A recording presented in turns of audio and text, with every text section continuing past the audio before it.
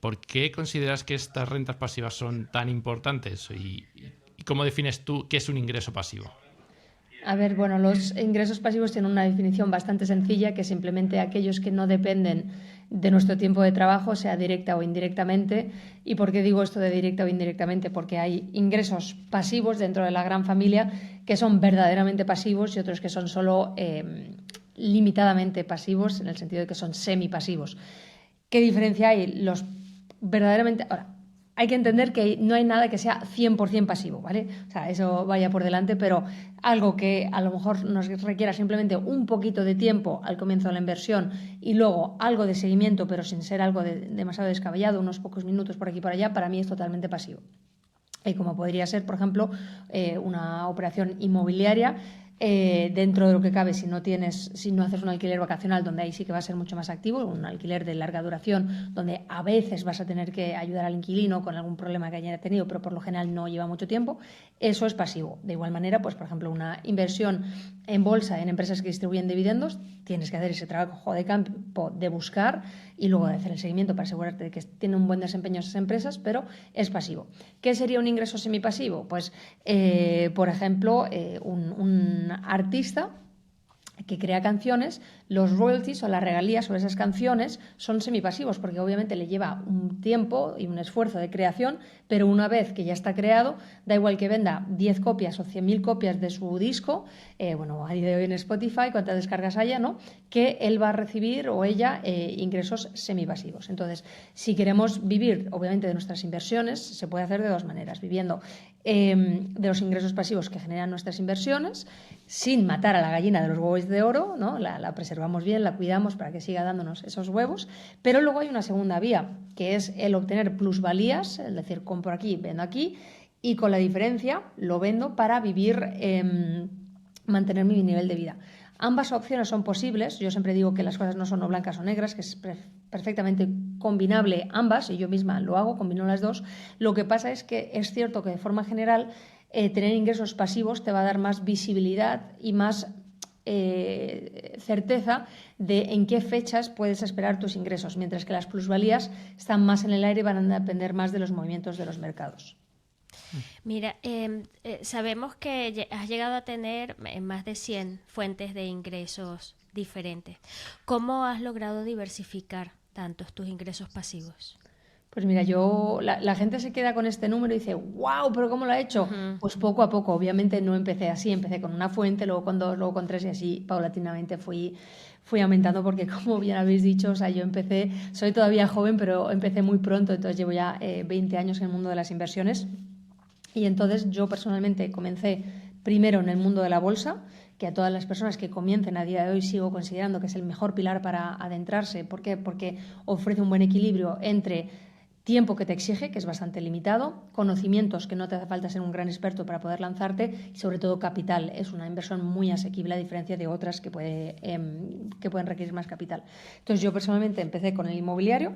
Y una vez que ya lo tuve, empecé con bolsa, luego di el salto a inmobiliario y luego de ahí ya fui pues añadiendo otros pilares. Yo personalmente considero que hay 6 pilares de inversión en este orden: bolsa, inmobiliario, criptomonedas, negocios, materias primas e inversiones alternativas. Entonces, dentro de cada uno de esos 6 pilares fui añadiendo activos, subactivos y diversificación, pues no solo de activos, sino de estrategias de inversión, de zonas geográficas, de divisas, de sectores, para tener una cartera bien consolidada, porque no solo importa cuántas fuentes de ingresos tienes, sino que esas fuentes no estén directamente correlacionadas, porque si baja una, bajan todas, si no lo que quieres tener una cartera todoterreno que pueda comportarse bien ante cualquier condición de mercado.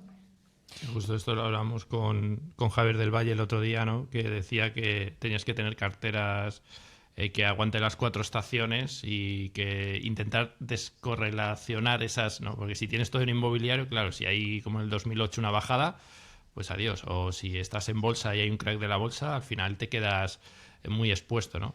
O China, ¿no? Invierto en China solo y China, ahora que está en China y Estados Unidos en guerra, pues quizás es mejor tener de los dos y, bueno, gane quien gane, pues de uno pierdes, el otro ganas, pues depende de cómo lo hagas, conseguirás ahí algo intermedio, ¿no? Esos 6 pilares que mencionas, construir sobre esos 6 pilares es en ese orden que acabas de decir, o sea, primero bolsa, después inmuebles, después cripto. ¿El orden no importa o cuál sería tu consejo al respecto? Los primeros pilares sí que están en un orden lógico, porque os decía, bolsa es el más sencillo. Y luego creo que naturalmente iría a inmobiliario. ¿Por qué? Porque ya tienes un poquito más de experiencia en el mundo de las inversiones. Ya has perdido ese miedo a invertir con cantidades más pequeñas, porque en inmobiliario los errores son mucho más costosos de lo que puede ser en bolsa. Y creo, por ejemplo, el apalancamiento que puedes tener en inmobiliario, en bolsa también lo puedes tener, pero es mucho más arriesgado. Entonces, por eso creo que es mejor empezar con algo sencillo en bolsa y luego ya lanzarse a otros pilares que te van a permitir tener ese apalancamiento para poder enriquecerte más rápidamente. Luego, el tercero son las criptomonedas. Aplica algo parecido a lo que era la bolsa, ¿no? Donde os decía que daba ese equilibrio. Lo bueno es que en criptomonedas, con una cantidad muy pequeña, puedes exponerte a lo que yo llamo los accidentes positivos de riqueza, es decir, inversiones asimétricas, donde el potencial de ganancias es muy grande comparado con el riesgo que asumes. Entonces, yo creo que sí que hay un orden lógico entre esos 3 pilares, aunque hay gente que dice, pues mira, como criptomonedas es mucho más fácil, en un par de clics ya lo tengo todo montado, pues voy a hacer bolsa, luego criptomonedas y luego ya inmobiliario. Pues perfecto, ya cada uno como lo quiera. Negocios, que sería el cuarto. ¿Cómo lo enfoco? A ver, esto depende, porque dentro de la familia de los negocios tienes negocios de muchas índoles. Tienes, por un lado, los negocios propios, sean físicos, sean online, que esos son más fáciles de constituir y lo puedes hacer, como se dice en inglés, como un side hustle, ¿no? Al lado de tu trabajo. Si no funciona, pues oye, no pasa nada, y si funciona, pues oye, te puede llevar a sitios insospechados. Y eso está al alcance de todo el mundo que realmente quiera un poco salir de la zona de confort y hacer más de lo habitual para tener una vida extraordinaria.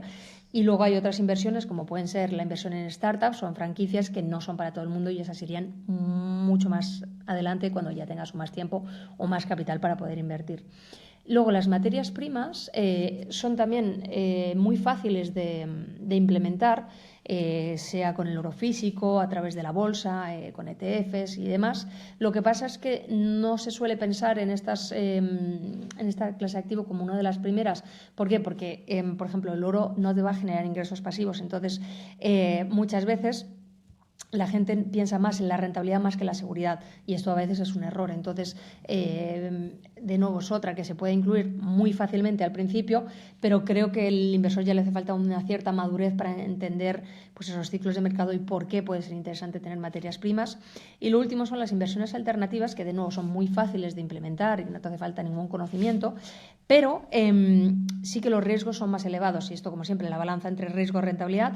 A mayor rentabilidad que vayas a obtener es porque inherentemente estás asumiendo un mayor riesgo. Entonces, estas plataformas con el paso ha ido cambiando, pero en el pasado no estaban reguladas, entonces si no hay regulación hay mayor riesgo. Entonces, por eso las he puesto en última instancia, y también que es el cajón desastre, donde pues cuando surgen nuevas cosas van ahí. Entonces, yo es la manera en la que la presento en mi formación de Zenit, porque tiene una lógica, pero luego cada uno debe escoger su propia ruta hacia su libertad financiera, el camino que quiere llegar, seguir para llegar hasta la meta.